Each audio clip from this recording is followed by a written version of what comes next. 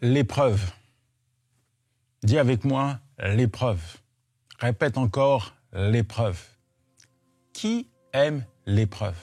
Franchement, qui aime être éprouvé? L'épreuve, elle nous rebute. Rien que le mot peut nous plonger dans l'effroi. Rien que le mot peut nous amener dans une réflexion inappropriée avec la foi et avec Dieu. Parce que avec l'épreuve, tout un tas de questions, parfois même légitimes, qu'ai-je fait? Pourquoi, Seigneur? Comment je vais m'en sortir? Pourquoi je suis éprouvé de cette manière? Quand est-ce que cette épreuve va cesser? Je n'ai plus la force. Je pense que je ne vais pas m'en sortir.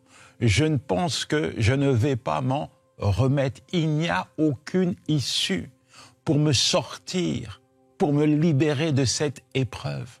Seigneur, pourquoi tu ne me délivres pas? Seigneur, pourquoi tu ne réponds pas à mes prières? Seigneur, pourquoi tu restes sourd lorsque je t'invoque? Seigneur, pourquoi tu n'agis pas dans ma vie? L'épreuve, c'est quelque chose qu'on n'aime pas. Mais j'ai envie de te dire que aujourd'hui, en faisant une introspection sur mon passé, j'en ai connu des épreuves. J'ai été éprouvé. Parfois, je pensais que j'allais pas m'en remettre. Et je sais une chose que Dieu m'a appris, c'est que au sein même de l'épreuve, je peux expérimenter sa bonté, sa fidélité. Au sein même de l'épreuve, j'ai la garantie qu'il est là à mes côtés. Et je me souviens d'une épreuve particulière qui m'a fait très mal. J'avais appelé un pasteur, j'ai fait part de ma situation. Et je lui ai dit, cette épreuve pour moi est un désert où je me sens seul, sans repère, isolé, sans ressources, sans force. Et je lui disais, j'ai même plus l'envie, le souhait, le désir de me battre, tellement j'ai mal. Je suis juste sur les genoux. Et il m'a dit, Yanis, tu sais, il y a des moments dans la vie où nous sommes éprouvés. Mais au sein de ces épreuves, il y a une chose que Dieu nous apprend. C'est celle-ci. Fléchir les genoux devant lui afin d'élever les mains vers lui. Une reddition totale, une totale dépendance. Et c'est la vérité. Dans l'épreuve que j'ai traversée, j'ai appris une chose. C'est celle-ci, à m'appuyer sur Dieu. J'ai fléchi les genoux devant lui, j'ai élevé les mains vers lui, j'ai crié à l'Éternel et il m'a secouru, il m'a délivré. Alors, je crois que quelle que soit l'épreuve que tu traverses actuellement, il y a des choses que tu vas apprendre de la part de Dieu. Il y a des choses que tu vas expérimenter. Il y a des choses que tu vas goûter. Il y a des choses que Dieu va faire dans ta vie. L'épreuve est souvent le catalyseur du miraculeux de Dieu. L'épreuve est un moyen que Dieu utilise pour affermir, conditionner, développer, impacter, révéler notre foi. L'épreuve est le révélateur de la foi. Jacques 1, verset 2-3. « Mes frères, regardez comme un sujet de joie complète les diverses épreuves que vous traversez, sachant que l'épreuve de votre foi produit la patience, la persévérance. Et tu entends ce que Jacques dit, regardez comme un sujet de joie. Personne n'a envie de regarder une épreuve comme un sujet de joie. Mais Jacques leur donne une raison de regarder l'épreuve comme un sujet de joie. Et en réalité, au-delà de ce texte, il y a plein de versets, de passages dans la Bible que Dieu te donne pour regarder l'épreuve d'une autre manière. En fait, l'épreuve est la manifestation, une porte que Dieu utilise pour te manifester sa gloire. Abraham, le père de la foi, a été éprouvé. Éprouvé. Donne-moi ton fils, offre-le-moi en sacrifice. Il est éprouvé, il doit offrir Isaac. Mais Abraham était convaincu, la Bible dira dans Hébreux 11, verset 19, que Abraham était convaincu que même s'il offrait son fils Isaac à Dieu en sacrifice, l'Éternel, le Tout-Puissant, était capable de le ressusciter. Alors tu es peut-être éprouvé, ta foi est comme malmenée, mais en réalité, si tu restes positionné dans la parole de Dieu, si tu es convaincu, certain que Dieu est avec toi, alors ta foi s'enracine encore plus. Dans l'épreuve, elle s'enracine dans l'épreuve. Elle serre la main de Dieu, elle t'amène à saisir la main de l'Éternel. Et en réalité, tu vas voir ce que ta foi va te permettre de vivre. Ta foi t'amène à vivre des choses extraordinaires. Ta foi te pousse à croire et à saisir le miraculeux, l'intervention de Dieu au sein même de ton épreuve, alors que tu es éprouvé, malmené. Tu sais dans ton cœur que Dieu est capable. Je dis que Dieu est capable d'agir. Dieu est capable de se manifester. Dieu est capable de produire un miracle. La Bible dit dans 1 Pierre 1, versets 6 à 7, « Afin que l'épreuve de votre foi ait pour résultat la louange, la gloire et l'honneur. » Tu vois, la foi produit quelque chose.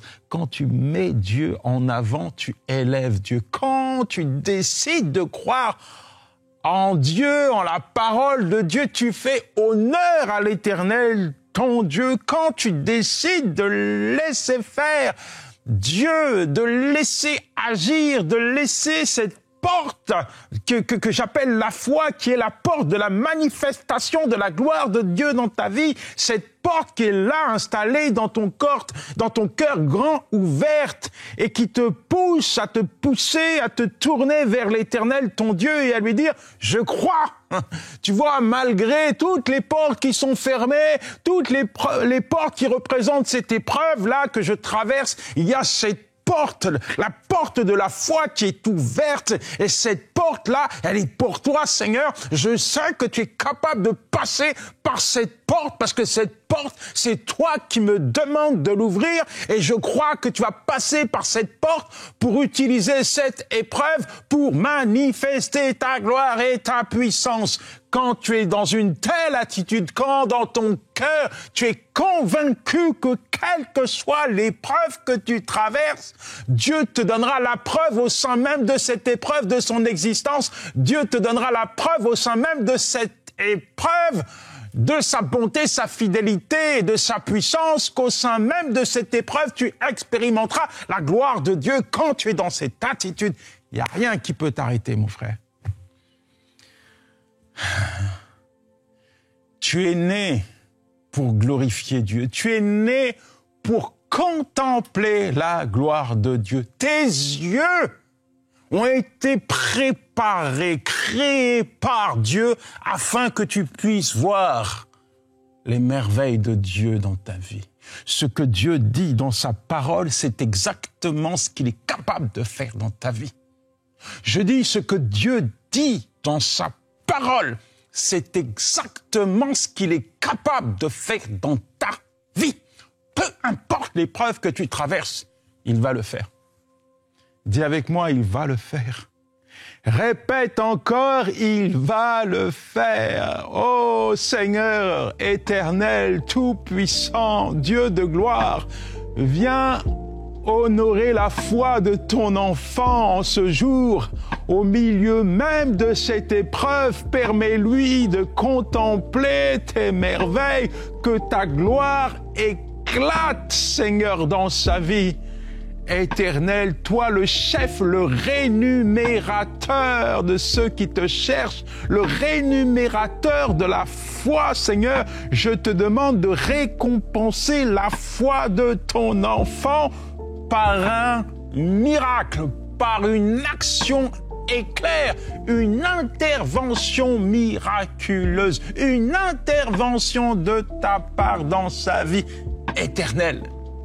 Merci. Parce que tu as agi hier et tu agis encore aujourd'hui. Mon âme te loue, mon âme te célèbre.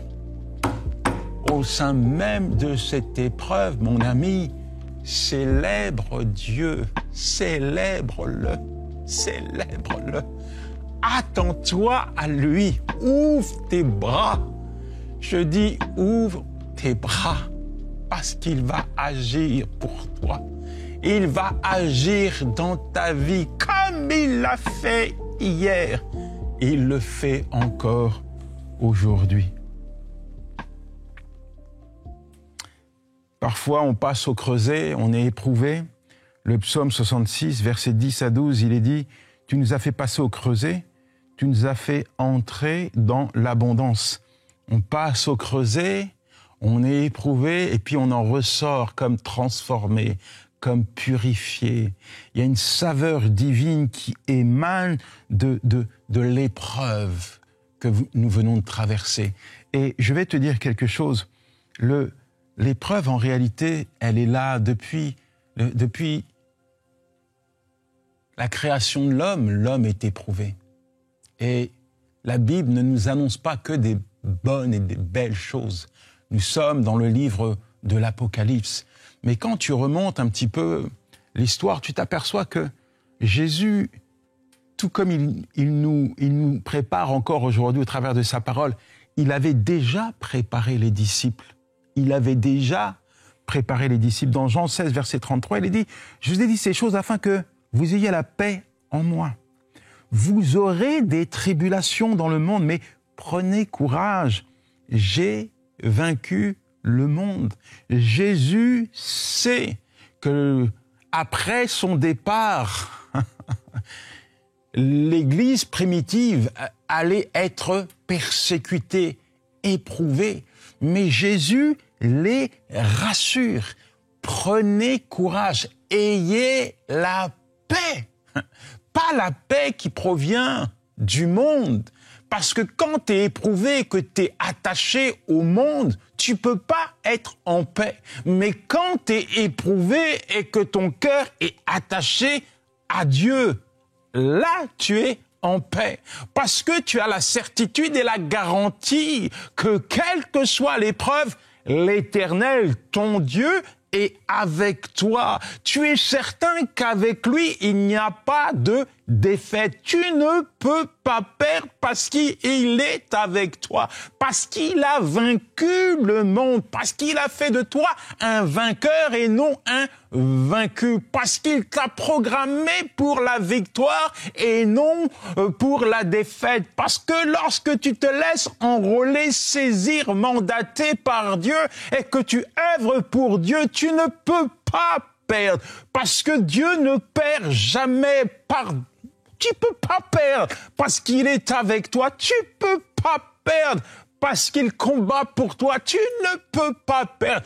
Peut-être que tu seras éprouvé comme les disciples, comme les prophètes, comme les serviteurs de Dieu ont été éprouvés. Mais dans leurs épreuves, ils ont pu expérimenter les interventions de Dieu. Dans leurs épreuves, ils ont vu Dieu à l'œuvre. Dans leurs épreuves, ils ont vu la main de Dieu intervenir et leur apporter la victoire. Jésus prépare ses disciples. Vous allez annoncer ma parole. Vous allez être persécuter à cause de mon nom.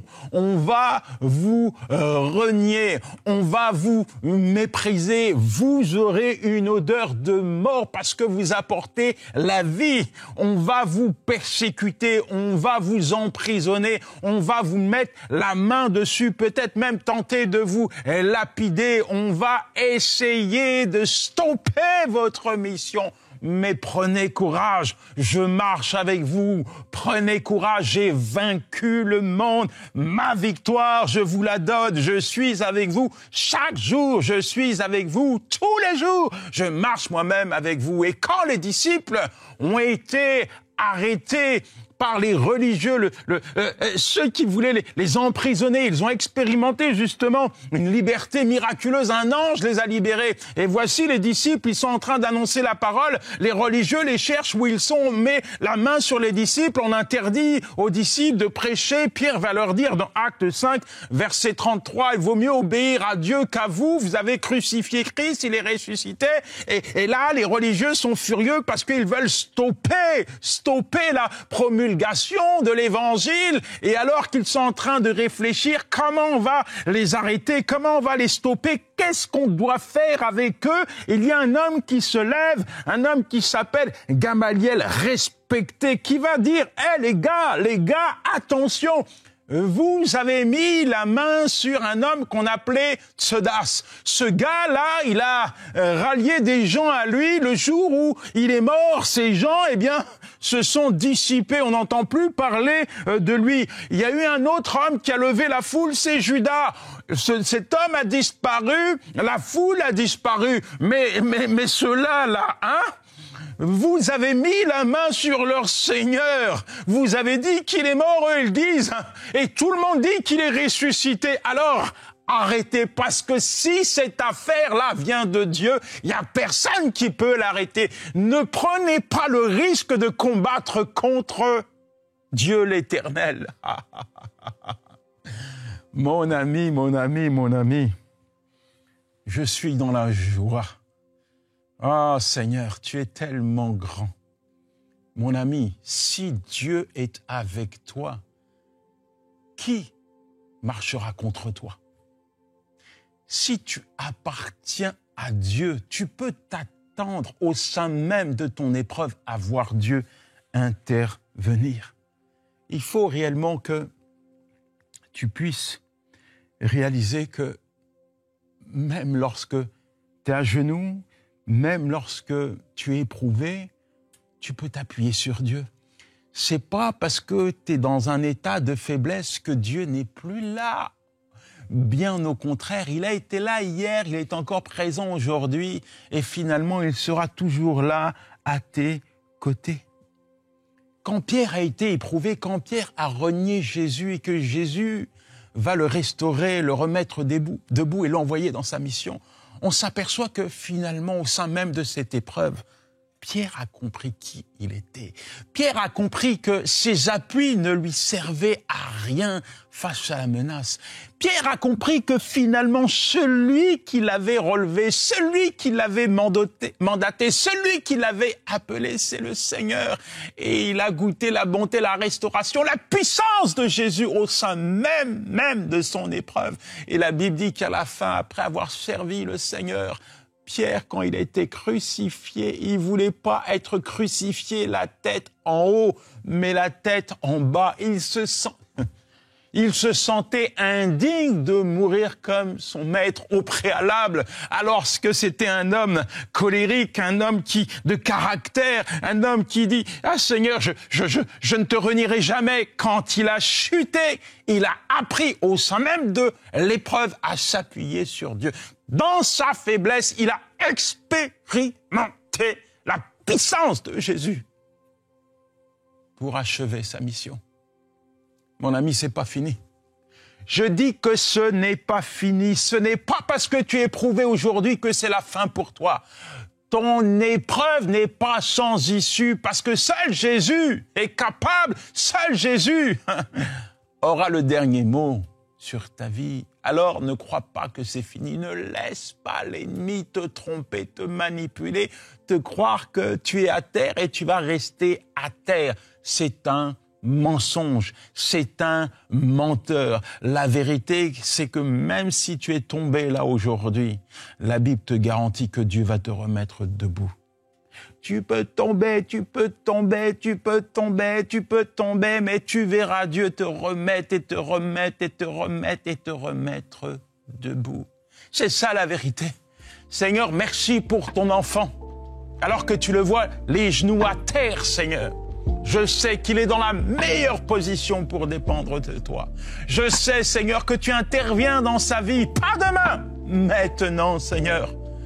Quand le malheureux crie, tu l'entends, oh Seigneur. Merci, Seigneur, de ce que tu entends les cris de ton enfant maintenant, Seigneur, et que tu l'arraches, Seigneur, de cette épreuve, de cette vallée, pour le mettre sur tes hauteurs, Seigneur, qu'il puisse, Seigneur, te voir agir, Seigneur, dans sa vie. Tu n'éprouves pas au-delà de nos forces, Seigneur. Tu es celui qui a compassion, Seigneur. Tu es le Dieu de miséricorde, Seigneur. Tu es le Dieu qui ne change pas. De la même manière que tu as agi pour lui hier, c'est de la même manière que tu agis maintenant. Je vois Dieu qui est en train de te relever, mon frère. Je vois Dieu qui te prend dans ses bras, ma sœur, qui sèche tes larmes. Toi qui es éprouvé dans ton cœur, toi qui ne cesses de pleurer, le Seigneur te dit, aujourd'hui je te remets debout, aujourd'hui je viens consoler ton cœur, aujourd'hui je fais quelque chose de nouveau dans ta vie. Prends courage, fortifie-toi, appuie-toi sur moi, je suis ta force, je suis ton appui. C'est moi qui marche avec toi, c'est moi qui marche avec toi. Seigneur, tu es grand. Parfois, il y a des choses, on ne sait pas pourquoi elles sont dans notre vie, comme cet aveugle dans Jean 9, versets 1 à 7. Il est né comme ça. Et les disciples cherchent à savoir, mais pourquoi il est né aveugle? Qu'est-ce qu'il a fait? Est-ce que c'est à cause d'un péché de ses parents? Est-ce qu'il a fait quelque chose de mal? Pourquoi il est comme ça? Jésus leur dit, vous êtes tous dans l'erreur. Tous dans l'erreur. Tous dans l'erreur. Cet homme est comme ça. Parce que Dieu a préparé cette situation pour faire éclater sa gloire. Cet homme est né aveugle. Parce que Dieu l'a préparé à être un témoin vivant de sa présence. Un témoin vivant du miracle de Dieu. Ton épreuve d'aujourd'hui, mon ami, deviendra ton miracle demain. Je dis que ton épreuve d'aujourd'hui deviendra la force de ton témoignage demain. Ton épreuve d'aujourd'hui est la porte au miraculeux de Dieu. Ton épreuve d'aujourd'hui deviendra un miracle demain, même si tu ne sais pas pourquoi. Dieu sait. Il sait tout.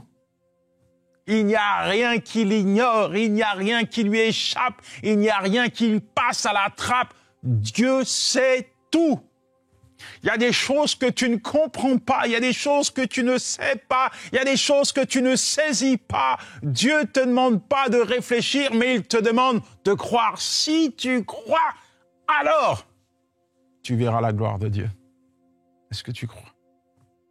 Cet aveugle a expérimenté un miracle et il s'est mis à témoigner. Seigneur, je prie pour ton enfant. Je prie que tu puisses, Seigneur, ouvrir ses yeux et qu'il puisse désormais, Seigneur, contempler tes merveilles. Qu'il puisse, Seigneur, contempler tes hauts faits. Je proclame qu'il dira, qu'il attestera devant toi, que ses oreilles avaient entendu parler de toi, mais que désormais, ses yeux ont vu ta gloire.